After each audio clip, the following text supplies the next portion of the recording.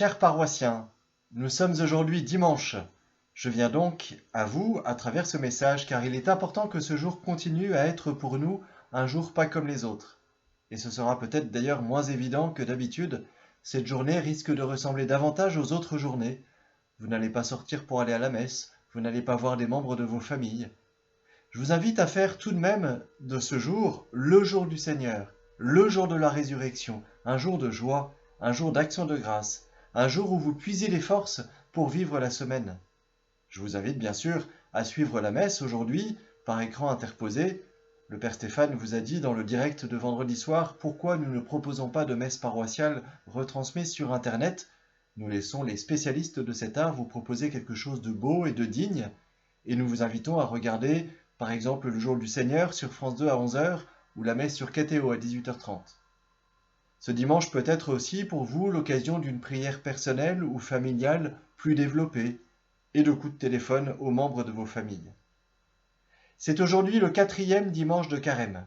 L'évangile d'aujourd'hui fait partie de ces grands textes qui accompagnent les catéchumènes dans leur ultime préparation en vue du baptême. Il s'agit de la guérison de l'aveugle-né, que vous pouvez lire au chapitre 9 de l'Évangile selon saint Jean. Jésus guérit un homme, aveugle de naissance. Cet homme se met à voir, ce qui déclenche une polémique avec les pharisiens, car c'est un jour de sabbat que Jésus a ouvert les yeux de l'aveugle, un jour où on ne doit pas œuvrer. L'ancien aveugle fait alors l'objet d'une sorte de procès, et à travers lui c'est déjà le procès de Jésus qui s'annonce. À la fin du récit, Jésus retrouve cet homme. Je vous lis cet extrait.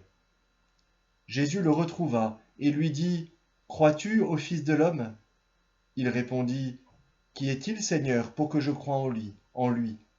Jésus lui dit « Tu le vois, et c'est lui qui te parle. » Il dit « Je crois, Seigneur » et il se prosterna devant lui. Cet aveugle avait été guéri une première fois au début du passage. Il voyait. Mais là, c'est la deuxième étape. Les yeux de chair de cet homme s'étaient déjà ouverts. Maintenant, ce sont les yeux de la foi qui s'ouvrent en lui. Tu le vois. Je crois, Seigneur. Non seulement il voit, mais maintenant il voit ce que beaucoup ne voient pas. Il voit l'invisible. Il voit que Jésus est le Fils de l'homme, l'envoyé de Dieu, le Sauveur. Ce don de la foi est encore plus précieux que le don de la vue. Ce don, nous en faisons l'expérience dès lors que nous sommes en communion avec Dieu qui est invisible, même si nous avons l'impression que cette communion est toujours balbutiante et très imparfaite. Dieu nous donne de le connaître et de l'aimer, lui qui est invisible. Dieu nous donne de le chercher, et nous ne le chercherions pas si nous ne l'avions déjà trouvé. Dieu nous donne de voir l'invisible.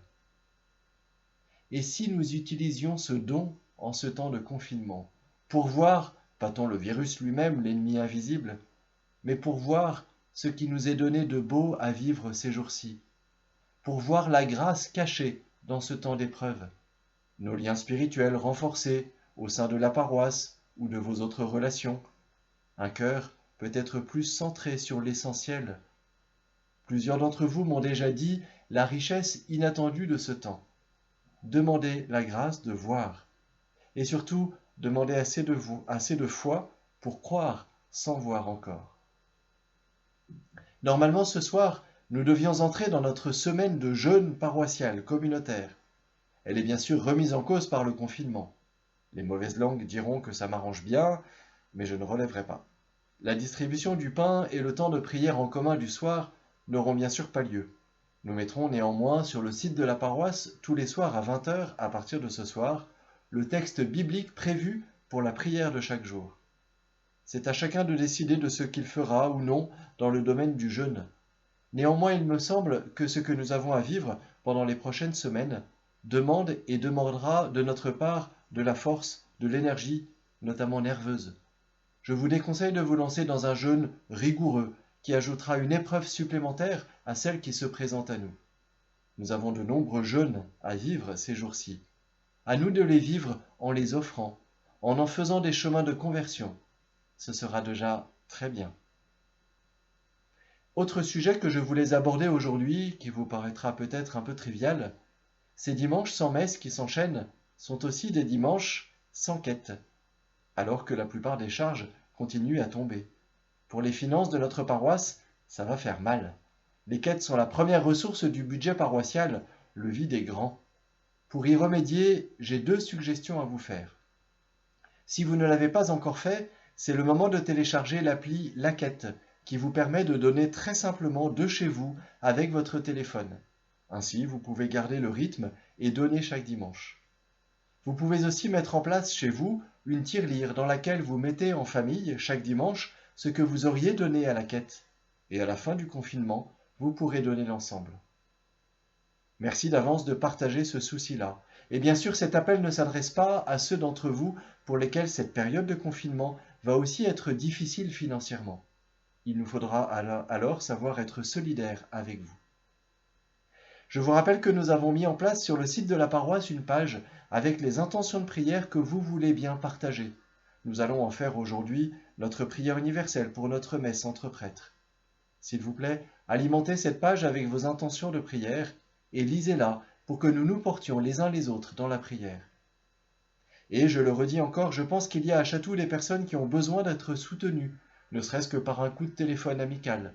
Pensez à elles, appelez-les, et signalez-moi celles à qui ça ferait plaisir que je téléphone. Je le ferai, vraiment avec joie. De même, plusieurs d'entre vous m'ont dit qu'ils étaient prêts à aller faire les courses pour ceux qui en auraient besoin. N'hésitez pas à les solliciter.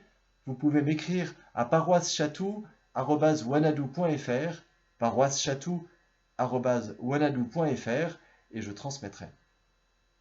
Je vous rappelle aussi les bonnes nouvelles de Philippe Duquesnoy, notre diacre, qui est rentré chez lui hier et qui doit maintenant se reposer, et du Père Gérard, qui n'a plus de fièvre depuis plusieurs jours et qui supporte avec patience la toux qui ne l'a pas encore lâché.